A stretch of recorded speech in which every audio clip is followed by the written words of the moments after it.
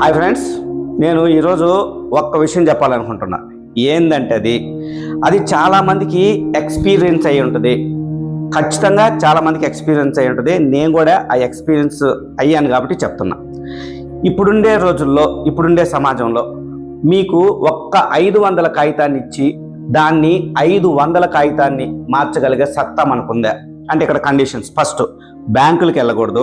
Second, post ఆఫీసులకు వెళ్ళకూడదు. Next, wine షాపులకు వెళ్ళకుండా, ఈ మూడిటికి వెళ్ళకుండా రిమైనింగ్ వాటిల్లో ఏదైనా షాపుల్లో మీరు ఒక 500 కాగితాన్ని 500 కాగితాలుగా మార్చే సత్తా మనకు లేదు లేదు లేదు. ఎందుకు లేదు అంటే, ఇప్పుడు నువ్వు వెళ్ళి ఒక 500 కాగితాన్ని ఆ షాప్లో ఇచ్చి 500 అంటే ఇయ్యన్నా అంటే ఖచ్చితంగా లేదంటాడు. ఎందుకు లేదంటాడంటే, మనం లేదు అంటే మనకి చేంజ్ అవసరం కాబట్టి చేంజ్ కోసం ఏదో ఒకటి అక్కడ కొన్నప్పుడు వాడికి ఆదాయం వస్తుంది. అంటే ఇక్కడ వాళ్ళ సైకాలజీ ఎలా డెవలప్ అయ్యిందంటే, మనం సమాజానికి ఏమిచ్చాం అనేది వదిలేసి సమాజం మనకి ఏమిచ్చింది అనేది ఆలోచిస్తున్నారు అనమాట. సమాజం అంటే మన చుట్టూ ఉండేదంతా సమాజమే అండి. అంటే వాటిలో మనుషులు, చెట్లు, చేమలు, వాతావరణం అన్నీ సమాజం కిందే వస్తాయి.